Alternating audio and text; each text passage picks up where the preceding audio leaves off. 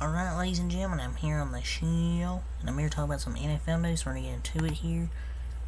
So, Tyreek Hill is playing his former team, the Kansas City Chiefs, today in like 6 hours and like 25 minutes. The game starts at 9:30 a.m. or something like that in Germany. So, trending, hashtag Dolphins wide receiver Tyreek Hill says he will be a big part of the gameplay against hashtag Chiefs. Well, no shit. He says he'll have 250 yards on 12 catches. Quote, I feel like coach is going to really try to get me involved in this game, so I'm feeling like 12 receptions, 250 on the Via the Cheetah Podcast. Imagine he puts up a stinker in this game. I mean, I imagine the Chiefs will double him and try to make Waddle beat them, because he has to realize he's probably going to get doubled a lot by the Chiefs' defense. But obviously he's going to be part of the offense. He's their best fucking receiver. It's not really trending. He's either going to have an all-time game or he's going to be like a decoy, possibly. So he's probably going to be like a decoy and try to get Jalen Waddle more involved in this game.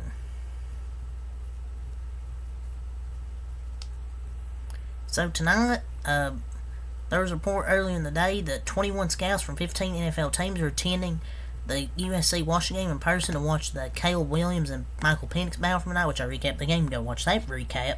Gave my thoughts on that. But they delivered, I thought.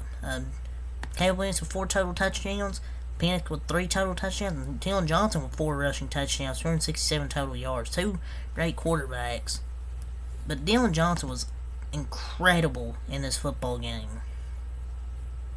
The offensive line was great for Washington as well. Gotta give credit to the offensive line.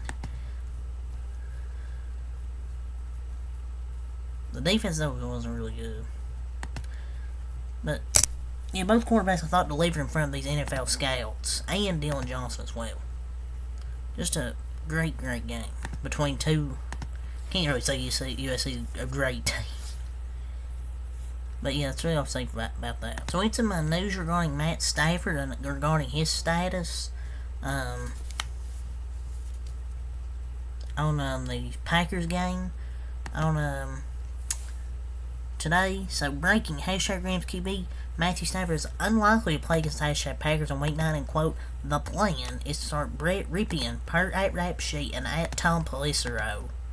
Well, what an exciting matchup. Jordan Love and Brett Rypien. Nobody's watching that. We might not get a Cooper Kupp touchdown this week. Cause come on, who's watching that? Let's be real. Right, come on, be for real. Anyway, watching that shit. There was a few more things I wanted to talk about from Dolph Clean before we get to the injury updates from Ian Rappaport. Adam Schefter, some injury updates. Just a few more things came out after I talked about the first NFL news. So an update. Hashtag Giants have placed tight end Darren Waller on an injured reserve. He'll be out at least 4 games via Field Yates. QB Tyrod Taylor was placed on injured reserve as well. Glass Waller, man, every season when it comes to injury, he has more injuries than games played, feels like, over the last few years as Mr. Waller. So, per your report, the hashtag Ravens, hashtag Falcons, and hashtag Jaguars, hashtag Bears, and hashtag 49ers have reached out to the Panthers about trading for pass rusher Brian Burns per Adam Shepard. The 49ers and Bears went on to trade for other pass rushers in Chase Young and Montez Sweat. So, apparently they reached out to them leading up to the deadline earlier this week.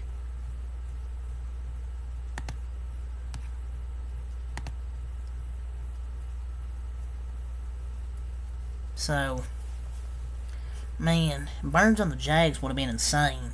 But this tweet should have said had reached out, not have, because, trade deadline's over. But yeah, they had reached out, these teams. But the Bears, it wouldn't even make sense. He wants to go to a winning team and he's tired of losing. But I guess the 49ers and Bears went on to trade for other pass rushers. Chase Young, Montez Sweat, both from the Commanders. So yeah, I feel like, I mean, you never remember they said they were never going to trade Christian McCaffrey, and then they did. They weren't going to trade Brian Burns. I don't feel like it's going to happen. So per report, the hashtag Raiders firings of coach Josh McDaniels and GM Dave Ziegler and some of their staff members will cost owner Mark Davis nearly $85 million per Adam Schefter. Well, $85 million is like $850 to Mark Davis. Motherfucker's rich as hell. I'm sure, I don't think he cares to have to pay $85 million just because he fired 2 people. But per report, Raiders owner Mark Davis personally apologized to a group of players after the team's loss versus the hashtag Lions on Monday Night Football via Adam Schefter. He apologized for wasting their season and had a separate meeting with a group in the organization to discuss that it was time to make a change, which they did by firing Josh McDaniels and others. The firings will cost him nearly $85 million. I mean, I think he did the right thing. They should apologize for that trash haircut. So, per your report,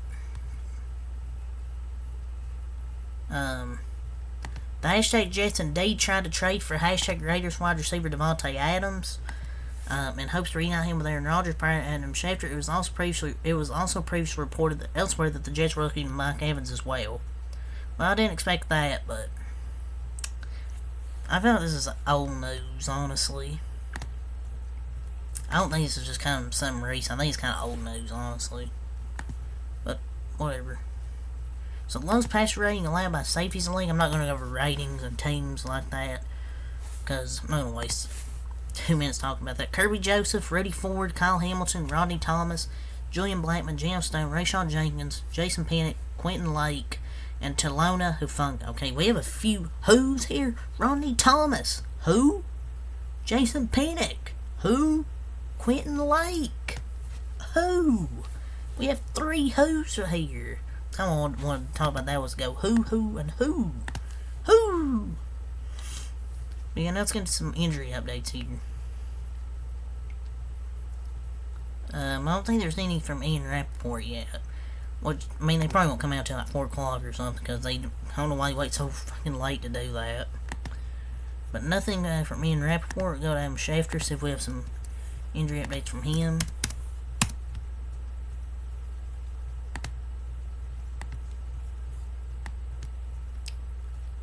So, we have some stuff here. So, on an emotional return to Cincinnati that will conjure many memories for the Bills, Buffalo safety, Damar Hamlin,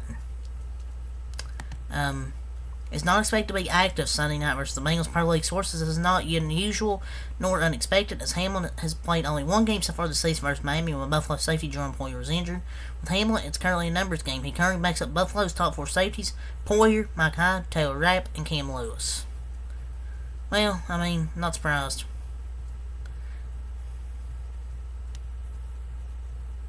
I mean, no one ever thought he was that good. I mean, who ever thought he was a good player? I mean, the people that say that, people point out, he's isn't playing because he is good. Nobody ever said he was good. We're just happy he's alive. I mean, people just don't. People are just retarded. Like, just glad he's healthy. So Vikings Pro Bowl wide receiver Justin Jefferson is eligible to come off the injured reserve this week from a hamstring injury that was expected to sign on him 4 to 6 weeks. But Jefferson still has to meet with the doctors. The team has decided now the team has to decide how it wants to handle Jefferson. There currently continues to be uncertainty about his status per sources, despite the fact that he could be activated as early as this week. Hopefully, fantasy managers are going to be like, please be activated. So, Rams Puka Nacua Listen is questionable for Sunday due to a knee injury, is expected to play versus the Packers. Love to see it. So, Colts wide receiver Josh Downs listed as questionable for Sunday due to a knee injury, is quote trying to play versus the Panthers per source. He still wants to see how it feels in pregame, and he's not 100%, but he wants it. But he wants and intends to play. And for the Panthers, DJ Chark, listed as questionable for Sunday due to an elbow injury, is also expected to play. So looks like both those receivers will play in that matchup.